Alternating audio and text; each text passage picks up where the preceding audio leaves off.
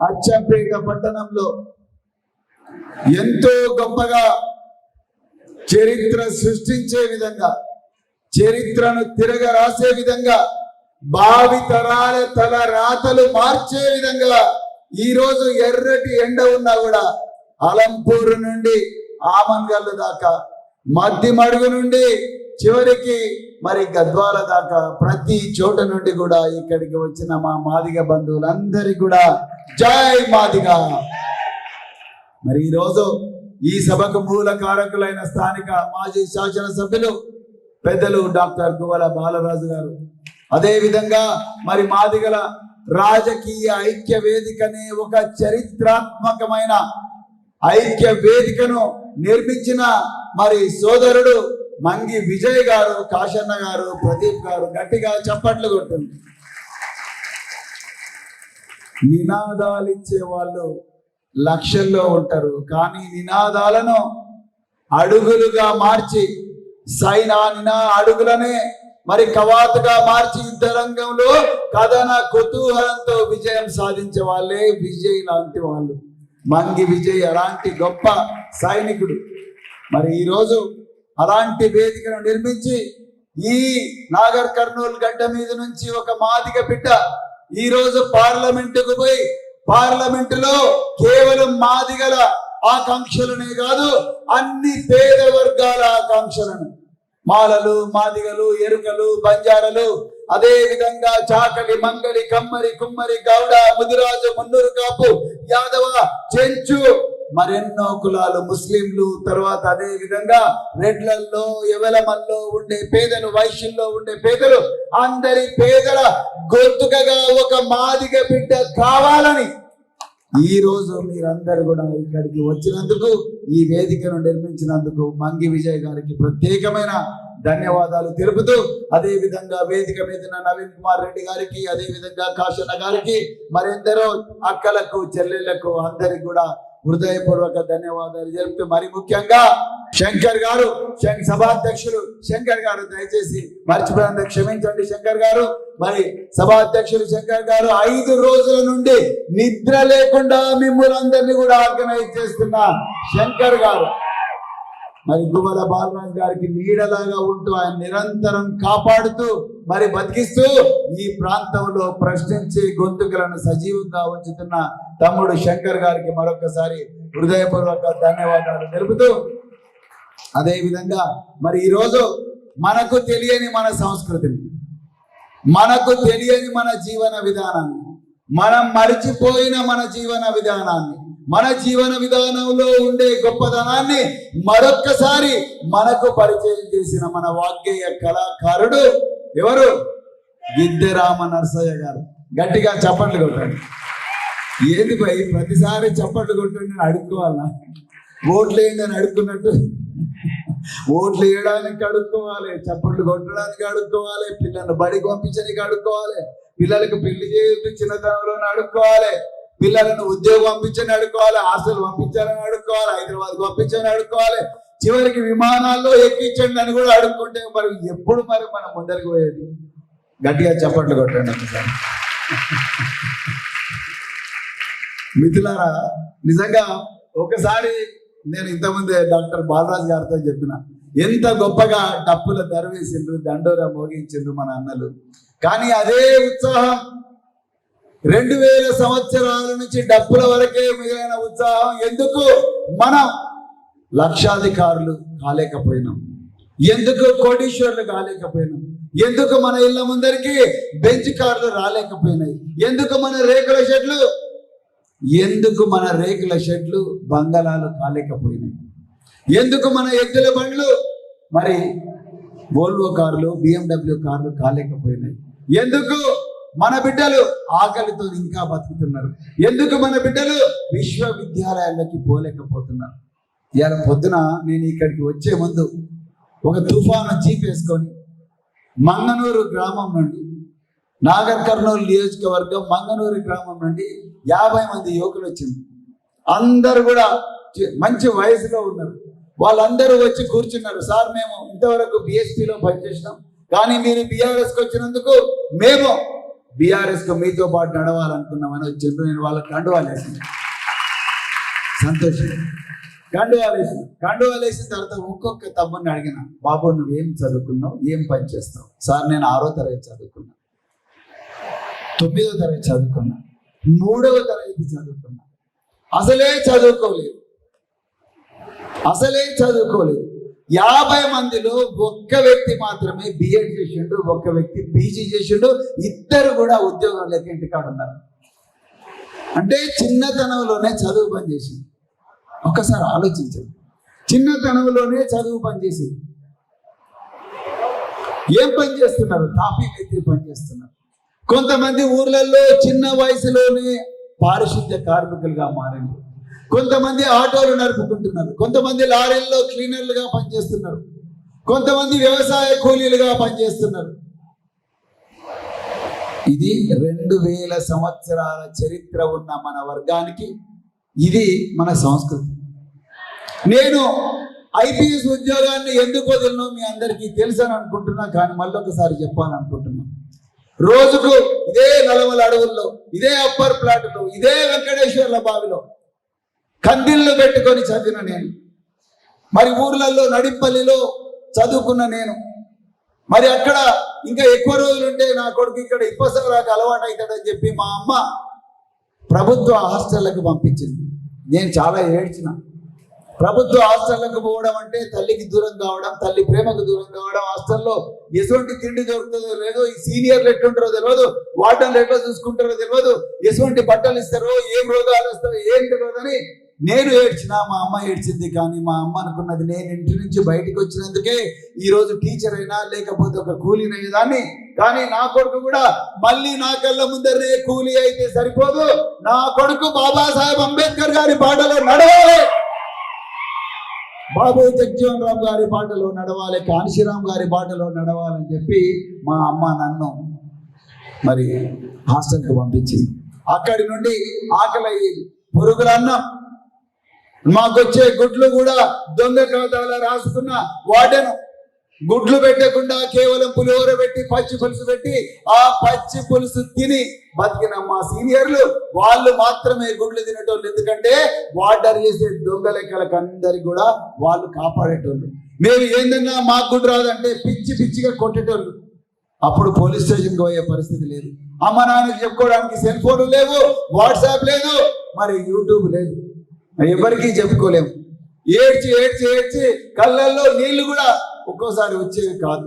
అంత భయానకమైన పరిస్థితుల్లో బతికి మరి 10వ తరగతి తాలూకాలో ఫస్ట్ క్లాస్ లో పాస్ అయ్యి, దాని తర్వాత మరి డిగ్రీకి ఆంధ్రప్రదేశ్ వ్యవసాయ విశ్వవిద్యాలయానికి పోయి అక్కడ రాత్రింబవళ్ళు కష్టపడి చదువుకొని మరి డిగ్రీలో 2nd క్లాస్ లో పాస్ అయ్యి 74% పాస్ అయ్యి, దాని తర్వాత పీజీలో గోల్డ్ మెడల్ తెచ్చుకొని, దాని తర్వాత మరి ఇంటికి రాకుండా, మళ్ళీ చెప్తున్నా ఎందుకంటే ఇక్కడ ఇది కేవలం రాజకీయ సమస్యనే కాదు, మన సాంస్కృతిక సమస్య.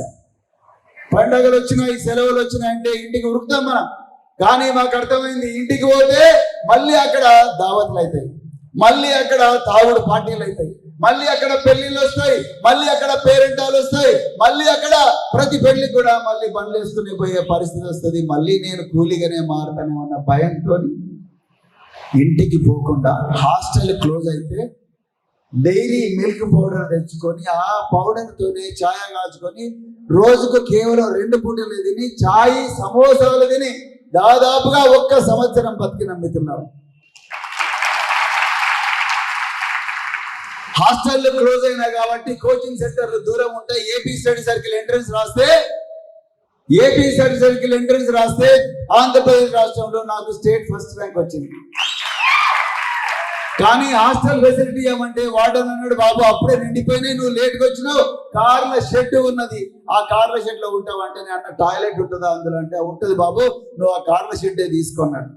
ఆ కార్ల షెడ్లు ఉంటూ నాతో పాటు ఇంకొక 2 విద్యార్థులను పెట్టుకొని, ఒక అతను ఎస్సీ మాల సామాజిక వర్గానికి చెందిన వాడు, ఇంకొకతను బీసీ, మేము 3 కలిసి రోజుకు 16 గంటలు చదివితే నాకు ఐపీఎస్ వచ్చింది, ఆయనకు ఆల్ ఇండియా 5th ర్యాంక్ వచ్చింది. అక్కడి నుండి మరి సైకిల్ ఇదే అచ్చంపేటలో సైకిల్ దొక్కడానికి మా నాయన జేబులో నుంచి రూపాయి దొంగిలించి 1976 సంవత్సరంలో రూపాయి బిల్ల దొంగిలించి ఆ రూపాయి బిల్లతోని గంట సేపు సైకిల్ దొక్కి నేర్చుకునే పరిస్థితి ఉన్న నేను కరీంనగర్ జిల్లా ఎస్పీగా పోయినప్పుడు మా ఆర్ఐ వచ్చి అన్నాడు, సార్ 8 కార్లు ఉన్నాయి, ఏ కారులో పోతావు నువ్వు అన్నాడు. ఒకటి బుల్లెట్ ప్రూఫ్ కారు ఉన్నదా, అంటే తుపాకులతో కాల్చిన గుండ్లు దిగడి బుల్లెట్ ప్రూఫ్ కారు ఉన్నదంటే నా కళ్ళల్లో నీళ్ళు వచ్చినాయి. మా తాతలు ఎడ్ల బండి మీద ఊరు నుంచి బస్ స్టేషన్కి మమ్మల్ని తీసుకొని పోయేటోళ్ళు. మా తాతలు ఎట్టి చాకరీ చేస్తూ ఎడ్ల బండ్లు ఉద్దెరకు తీసుకొని ఆ ఎడ్ల బండ్ల నుంచి బస్ స్టాండ్లకు తీసుకుపోయి అక్కడి నుంచి మమ్మల్ని ఎర్ర బస్సు ఎక్కించి పంపించేటోళ్ళు. కానీ ఆ ఎర్ర బస్సులో ఎడ్ల బండ్లలో తిరిగిన ప్రవీణ్ కుమార్ యాదవ్ 8 కార్లలో ఏ కారులో తిరగాలని నిర్ణయించుకునే స్థాయికి వచ్చిందంటే అది చదువు, బాబాసాహెబ్ అంబేద్కర్ గారి దార్శనికత, అన్నిటికన్నా ముఖ్యంగా త్యాగం. నేను ఎందుకు చెప్తున్నా మిత్రులారా ఇదంటే ఈ రోజు కూడా అలాంటి త్యాగాలు చేయాల్సిన అవసరం ఉన్నది.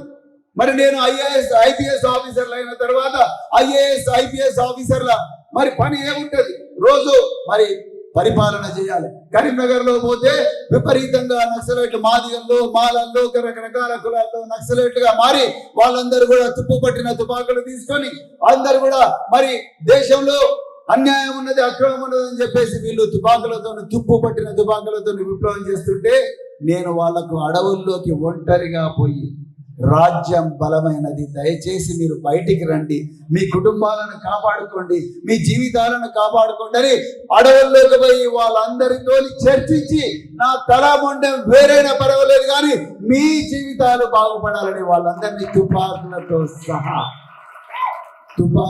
సహా బయటికి తీసుకొచ్చిన. ఎందుకంటే మీరు ఇంతకుముందు గిద్దెరామ నరసయ్య గారు పాట పాడింది, ఎంతో గొప్ప చరిత్ర ఉన్న మనం పిట్టల్లాగా రాలిపోతున్నాం. కేవలం అమరవీరుల స్తూపాల్లో మన పేర్లు మాత్రమే వస్తున్నాయి తప్ప మన జీవితాలు మారతలేవు. ఆ రేకుల చెట్లు, వెలివేయబడ్డ ఊర్లు, వెలివేయబడ్డ బస్తీలు, అదే పేదరికం, చాలని జీతాలు, సగం కడుపుతో నిండిన ప్రాణాలు, ఎన్ని రోజులని బాధ అని చెప్పేసి వాళ్ళందరినీ బయటికి తీసుకురావడం జరిగింది. హైదరాబాద్ నగరంలో ఉద్యోగం చేస్తుంటే నేను ఒక IAS ఆఫీసర్ ఇద్దరం కలిసి రోజు మార్నింగ్ నడుచుకుంటూ పోయేటోళ్ళం. కుందన్బాగ్, బేగంపేట IAS లో ఎక్కడైతే ఆగర్భ శ్రీమంతులు, పోలీసు ఉన్నతాధికారులు, చీఫ్ సెక్రటరీలు, రాష్ట్రాన్ని నడిపే అధికార యంత్రాంగం నివాసం ఉండే బంగళాల మధ్య నుంచి మేమందరం కూడా నడుచుకుంటూ పోతుంటే, ఆ బంగళాల్లో నడుచుకుంటూ పోతుంటే కుందన్బాగ్ పార్క్ లో పొద్దున 4 గంటలకు నిద్ర లేచి రాత్రి ఉన్న సద్యానాన్ని టిఫిన్ బాక్స్ లో వేసుకొని 2 పారాసిటమాల్ టాబ్లెట్లు వేసుకొని, చల్ల పెట్టుకొని, పెరుగు పెట్టుకొని, పాచిపోయిన పప్పు పెట్టుకొని, భర్త రాత్రి తాగి కొట్టిన దెబ్బలను కూడా మరిచిపోయి ఆందోళనతో, ఎక్కడైతే ఫింగర్ ప్రింట్ వేయకపోతే నాకు ఈరోజు జీతం రాదనే భయంతోని, RTC బస్సులు దొరకకపోతే 50 రూపాయలు పెట్టి ఆటోలల్లా పార్కుకు వచ్చి చీపురు కట్టలు పట్టుకొని చెత్త వేస్తున్న చెల్లెలను చూసినాం, వాళ్ళ చేతులు చూసినాం, చేతులకు పట్టిన చీపు చూసినాం. అమ్మా, ఎందుకు మీరు ఇంత ఘోరమైన పరిస్థితుల్లో పనిచేస్తున్నారు? మీరు ఏ సామాజిక వర్గానికి చెందిన వాళ్ళని అడిగితే వాళ్ళు అన్నారు, అయ్యా మేము మాదిగోళ్ళం నాయన అన్నారు. నాకు ఒక్కసారి ఫ్యూజులు ఎగిరిపోయింది. మీరు చప్పట్లు కొడుతున్నారు, నా గుండె గుబేలు అన్నది, నీళ్ళు వచ్చినాయి, కన్నీళ్ళు వచ్చినాయి. మీరు చప్పట్లు కొడుతున్నారు కానీ నాకైతే కన్నీళ్ళు వచ్చినాయి. నేను ఏ సామాజిక వర్గానికి చెందినో ఈ అమ్మాయి రేణుక కూడా అదే సామాజిక వర్గానికి చెందింది. నా చేతిలేమో ఆరోగ్యంగా ఉన్నాయి, నా చేతిలేమో బలంగా ఉన్నాయి, నా చేతిలో ఒక తుపాకీ ఉన్నది, కానీ ఆ అమ్మాయి చేతిలో చీము పట్టిన చేతులు ఉన్నాయి. మురికి కుప్పల్లో నుంచి సూదులు, గాజు పెంకులు. ఆ పార్కులో నడిచే వాళ్ళందరూ కూడా ఆరోగ్యంగా ఉండాలని, శుభ్రంగా ఉండాలని, వాళ్ళ మనసులో ఆహ్లాదంగా ఉండాలని, నేను ఏ కులంలో పుట్టిందో ఆ కులంలోకి పెట్టిన ఒక చెల్లెలు నాలాగా చదువుకోకుండా చిన్నతనంలోనే పెళ్ళై తట్టలు పట్టుకొని, పాలలు పట్టుకొని, చీపుర్లు పట్టుకొని, ముచ్చెత్త కుప్పల పక్కన అన్నం తినుకుంటూ బతుకుతుంటే నేను చూడలేకపోయినా మిత్రులారా. వెంటనే మా భార్య దగ్గరికి వచ్చి, మేడం ఇంతకన్నా ఘోరమైన పరిస్థితి ఉండదు, సిగ్గైతున్నది, మనమేమో బంగాళాల్లో బతుకుతున్నాం, మన వర్గాలకు చెందిన మహిళలేమో ఇప్పటికి కూడా కట్టలు పారలు ఇవన్నీ పట్టుకొని చీపుర్లు పట్టుకొని మరి సూదులను గాజు పెంకులను మురికిని అంతా కూడా మోస్తున్నారు, ట్రాక్టర్లలో వేస్తున్నారు. మనం వీళ్ళ జీవితాలు మార్చాలంటే రాజకీయాల్లోకి పోవాల్సిందే అని చెప్పి రాజీనామా చేసి. మిత్రులారా, నేను ఒక్కటే చెప్తున్నా, దయచేసి మీరందరూ ఒక మాట మీద ఉండండి, ఒక్క అవకాశం ఇవ్వండి. నేను ఇంతకన్నా ఎక్కువ చెప్పలేను. చెప్తే ఈ ఆవేదన, ఇది గోస తీరదు, పోదు, మారలేదు.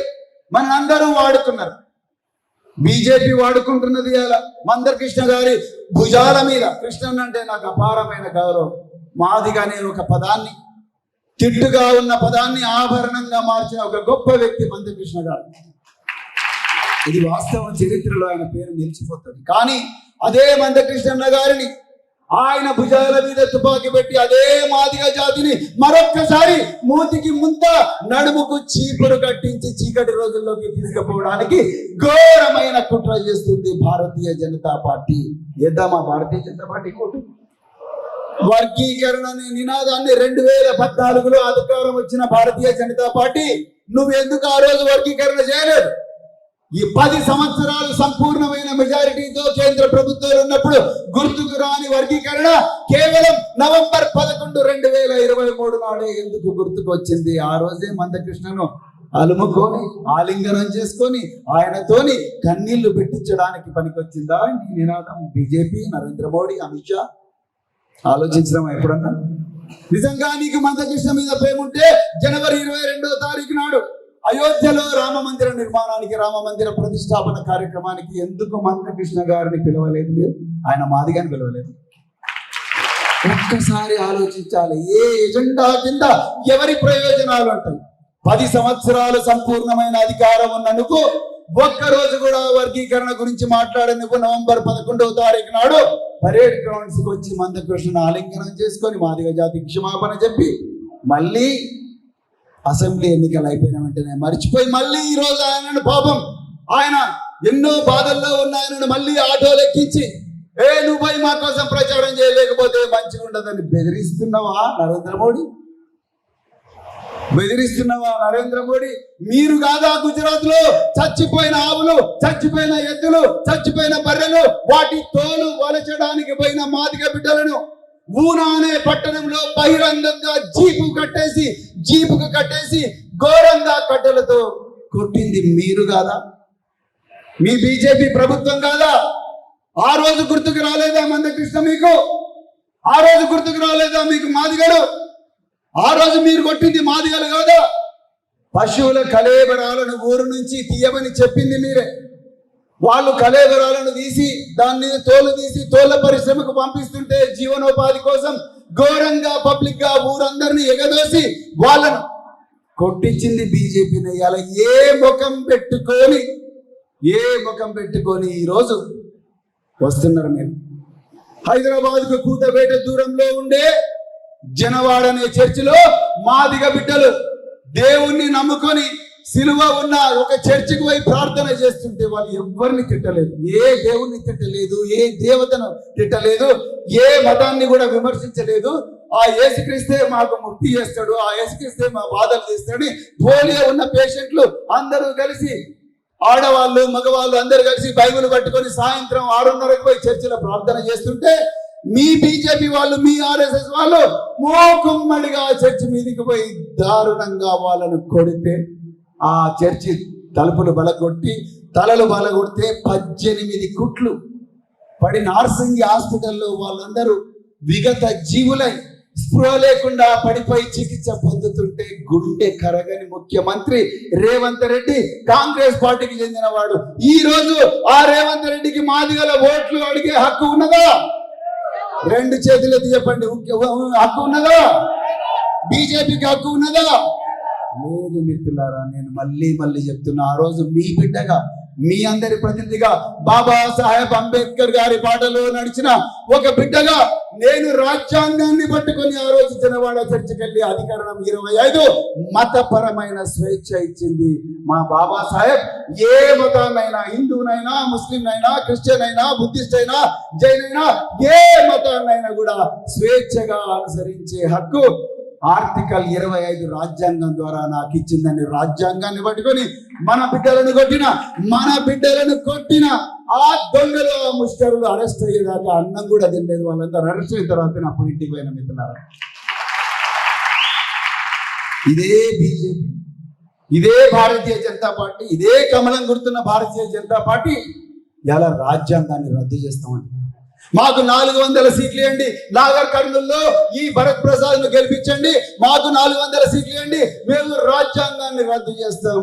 రాజ్యాంగాన్ని రద్దు చేస్తే మొట్టమొదట వాళ్ళు చేసే పని రిజర్వేషన్లు తీసేయడం.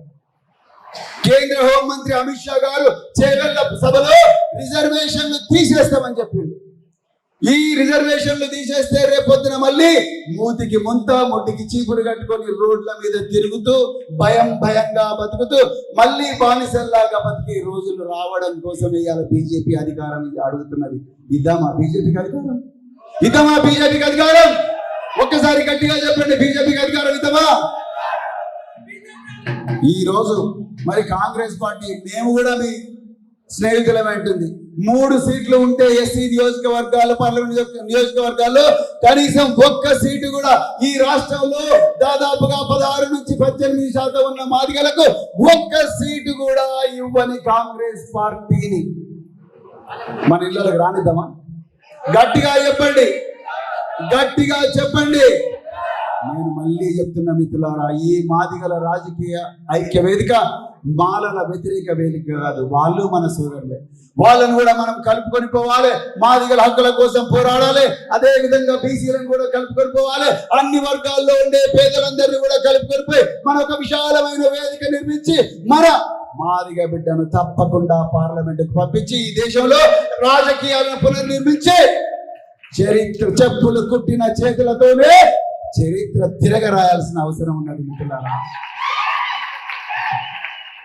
డబ్బులు కొట్టిన చేతులతోనే డాలర్లు సంపాదించే విధంగా తయారు చేయాలి మన బిడ్డలు.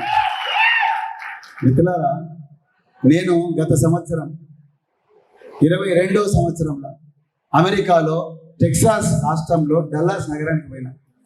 ఎయిర్పోర్ట్ టెక్సాస్ డల్లాస్ ఎయిర్పోర్ట్ లో దిగిన వెంటనే స్వామి అని ఒక బిడ్డ వచ్చాడు, మాదిగ బిడ్డ.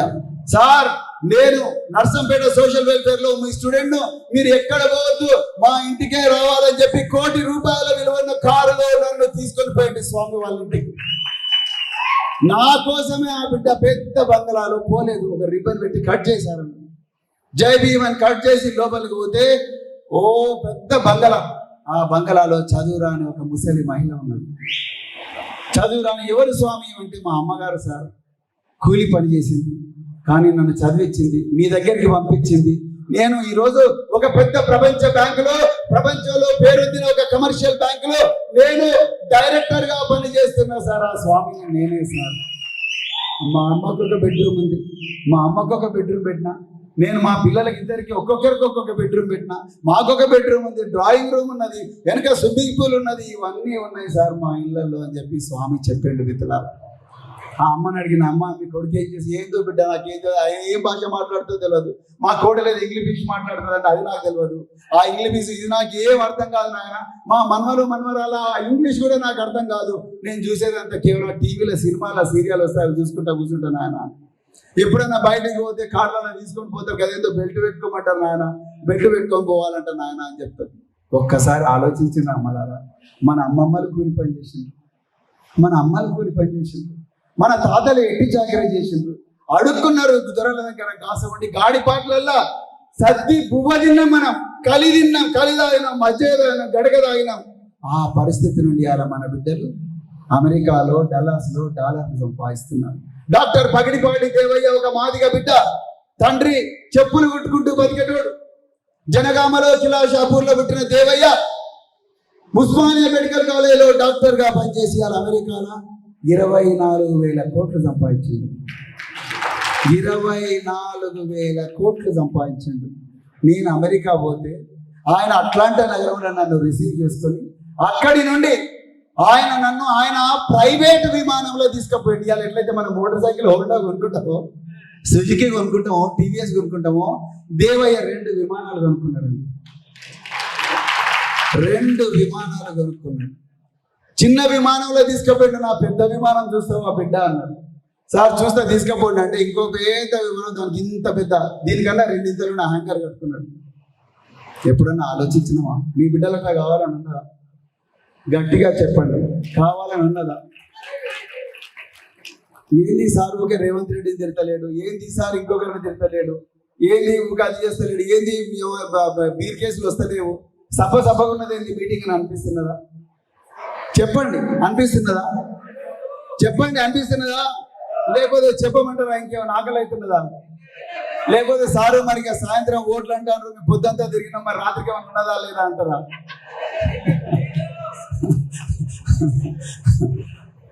అమ్మ, ఆ 1000 రూపాయల కోసం ఆశపడితే 1000 కోట్ల ఆస్తికి దూరం అవుతావు. మీ అందరినీ కోటీశ్వర్లు చేసే ఒక గొప్ప ప్లాన్ నా దగ్గర ఉన్నది.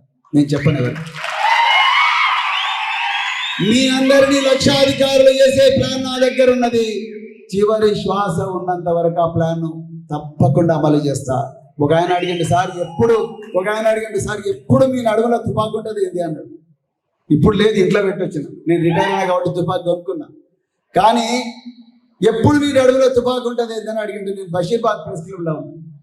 బషీర్బాగ్ ప్రెస్ క్లబ్ ఉంటే ఎప్పుడు ఈ తుపాకు ఉంటుంది చూడయా, నన్ను ఎప్పుడు ఎవరైతే చంపుతాడు, చంపేటప్పుడు నేను ఊగా సావని వాడిని చంపి నేను చేస్తాను చెప్పి.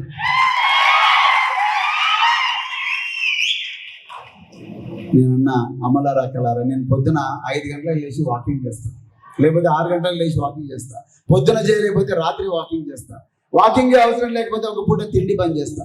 తుపాకీ ఎప్పుడు పెట్టుకుంటా? ఎందుకంటే నేను ఆరోగ్యంగా ఉండి నేను సజీవంగా ఉంటే 2000 సంవత్సరాల నుంచి అణచివేతకు గురై ఇప్పటికి కూడా యాచించుకుంటూ బతుకుతున్న నా జాతిని ఒక్కసారైనా నేను ప్రపంచంలో అగ్రగామి శక్తిగా నిలబెడతానన్న కళ కోసం బతుకుతున్నాను. కేవలం మాదిగ జాతి కోసం మాత్రమే బతకడం లేదు. అన్ని వర్గాల్లో ఉండే పేదలు, మాలల్లో ఉండే పేదలు, ఎరుకల్లో ఉండే పేదలు, లంబాడల్లో ఉండే పేదలు, చెంచుల్లో ఉండే పేదలు, చాకలి, మంగలి, కమ్మరి, కుమ్మరి, గౌడ, ముదిరాజు, మున్నూరు కాపు, యాదవ, పద్మశాలి, రెడ్లల్లో, వెలమల్లో, బ్రాహ్మణుల్లో, వైశ్యుల్లో, ఇదే ముస్లింల్లో ఉండే అందరి పేదల కోసం కూడా మీ మాదిగ బిడ్డ ప్రవీణ్ కుమార్ బతుకుతున్నాడు. దయచేసి ఒక్క అవకాశం ఇవ్వండి. ఇదే విషయాన్ని అమన్గల్కు చెప్పండి, ఇదే ముచ్చట్న మధ్యమడుగులో చెప్పుర్రి, ఇదే విషయాన్ని మైలారంలో చెప్పుర్రి, ఇదే విషయాన్ని లింగాలలో చెప్పండి, బల్మూరులో చెప్పండి, చారకొండలో చెప్పండి, ఉప్పునూతల్లో చెప్పండి, కడతాలలో చెప్పండి, వెల్లండలో చెప్పండి, ఇదే విషయాన్ని నాగర్కర్నూలో చెప్పండి, బిజినపల్లిలో చెప్పండి, తిమ్మాజిపేటలో చెప్పండి, వనపర్తిలో చెప్పండి, బుద్ధారంలో చెప్పండి, గోపాలపేటలో చెప్పండి, రేవెల్లిలో చెప్పండి, అలంపూర్లో చెప్పండి, గద్వాలో చెప్పండి, కేటీ దొడ్డలో చెప్పండి, ఐదలో చెప్పండి, శాంతినగర్లో చెప్పండి, వడ్డేపల్లిలో చెప్పండి, అలంపూరులో చెప్పండి, ఉండవెల్లిలో చెప్పండి, ఎర్రవెల్లిలో చెప్పండి. ఈ రోజు రాహుల్ గాంధీ గల్ల పట్టుకొని చెప్పండి బిడ్డ, ఈసారి ఎర్రవెల్లికి వస్తున్నాడు రాహుల్ గాంధీ. 1000 కోట్లు అక్రమంగా సంపాదించిన మల్లు రవి గారిని భుజాల మీద ఎక్కించుకొని సిగ్గు లేకుండా ఈయనను గెలిపించమని చెప్తున్నాడు. అదే రాహుల్ గాంధీని పట్టుకొని అడగండి, బిడ్డ నువ్వు ఎవరి వైపున్నావు? దోపిడి దొంగల వైపున్నావా, మా బిడ్డల వైపున్నవా, పేద బిడ్డల వైపున్నవా అని అడగాల్సిన అవసరం ఉందని చెప్తూ, మరి ఇంత గొప్ప అవకాశం ఇచ్చిన మీ అందరికీ ధన్యవాదాలు చెప్తూ, ఈ ముచ్చట పెళ్లిళ్ళప్పుడు చెప్పాలి. ఈ వారం రోజులు చాలా కీలకమైనవి. బాలరాజు గారు మీకు చెప్పినా చెప్పకపోయినా, మంగి విజయ్ చెప్పినా చెప్పకపోయినా, తమ్ముడు శంకర్ చెప్పినా చెప్పకపోయినా, ఎవరు చెప్పినా చెప్పకపోయినా మీరందరూ కూడా ఒక టీముగా మారి రాత్రింబవళ్ళు అన్ని కులాల దగ్గరికి పోయి, కేవలం మాదిగల దగ్గరికే కాదు, అన్ని కులాల దగ్గరికి పోయి, మా వర్గంలో ఒక చదువుకున్న నాయకుడు వచ్చినారు, కేవలం మాకు మాత్రమే నాయకుడు కాదు, రేపు మీ బిడ్డలను కూడా సాఫ్ట్వేర్ ఇంజనీర్లుగా, కంప్యూటర్ సైంటిస్టులుగా, విమానాల పైలట్లుగా, నౌకల కెప్టెన్లుగా, అదే విధంగా వ్యోమగాములుగా, క్రీడాకారులుగా, డాక్టర్లుగా, ఇంజనీర్లుగా, పొలిటీషియన్స్ గా, వ్యాపారస్తులుగా తీర్చే ఒక బృహత్తరమైన ప్లాన్ తో మా నాయకుడు వచ్చిండు. ఒక్కసారి సపోర్ట్ చేయండి అని చెప్పి అడగండి. పుట్టల తలకాయ పెట్టండి, అవసరం ఉంటే కాళ్ళు పట్టుకోండి, అవసరం అనుకుంటే కాళ్ళు పెట్టుకోండి, పుట్టల తలకాయ పెట్టండి, గడ్డం పెట్టండి, ఏమైనా చేయండి. కానీ ఈసారి కాంగ్రెస్ వాళ్ళైనా, బీజేపీ వాళ్ళైనా, కమ్యూనిస్టులైనా అందరూ కూడా కారు గుర్తుకు ఓటేసేటట్టుగా మీరందరూ రాత్రింబవళ్ళు శ్రమించాలని చెప్పి కోరుకుంటూ, మరి మీ బిడ్డగా మరొక్కసారి మరొక్కసారి నేను మళ్ళీ చెప్తున్నా మిత్రులారా, మీ బిడ్డగా మీ అందరి కోసమే నాకు హైదరాబాద్ ఇల్లు కూడా లేదు. కిరాయి ఇంట్లో ఉంటున్నా. ఇల్లు కట్టుకునే స్తోమత లేక కాదు, మళ్ళీ చెప్తున్నా, నాకు జాగా ఉన్నది హైదరాబాద్. ఇల్లు కట్టుకునే స్తోమత లేక కాదు, కానీ ఆ ఇల్లు కట్టుకుంటే 3 సంవత్సరాల సమయం వేస్ట్ అవుతుందని, ఆ 3 సంవత్సరాల్లో 3000 మంది మీ బిడ్డలను కోటీశ్వరులుగా తయారు చేసే అవకాశం పోతుందని. లోన్ తీసుకొని ఇల్లు కట్టుకోవచ్చు, పెద్ద సమస్య కాదు. కానీ అది చేసుకుంటూ కూర్చుంటే మీ బిడ్డలు మళ్ళీ ఆటో డ్రైవర్లు అవుతారు, మళ్ళీ లారీ క్లీనర్లు అవుతారు, చిన్న అమ్మాయిలు మళ్ళీ పెళ్లిళ్ళు చేసుకుంటారు, మళ్ళీ బడికి పోవాల్సిన టైంలో మంగళసూత్రం కట్టుకొని మెట్టలు కట్టుకొని తల్లులు అవుతారు. వాళ్ళ జీవితాలు మళ్ళీ నాశనం అవుతాయి, వాళ్ళ కళలు మళ్ళీ సమాధి అవుతాయి. ఆ పరిస్థితి రాకూడదని ప్రతి క్షణం కూడా మీ గురించే ఆలోచిస్తున్న నాకు ఒక్క అవకాశం, సోదరుడు గువ్వల బాలరాజు గారికి కుడి భుజంగా ఉండే అవకాశం మాకు ఇవ్వండి. మేమిద్దరం కలిసి మీ అందరి ప్రాణాలు కాపాడుతాం, మీ అందరి ధన మాన ప్రాణ రక్షణ చేస్తాం. మీ మీద ఎవడొచ్చినా ఈగ వారకుండా చేసే ప్రతి అవకాశాన్ని కూడా వినియోగించుకుంటామని చెప్తూ, ఇంత గొప్ప అవకాశం ఇచ్చిన మీ అందరికి కూడా మరొక్కసారి హృదయపూర్వక ధన్యవాదాలు చెప్తూ, జై మాదిగా, జై భీమ్, జై తెలంగాణ.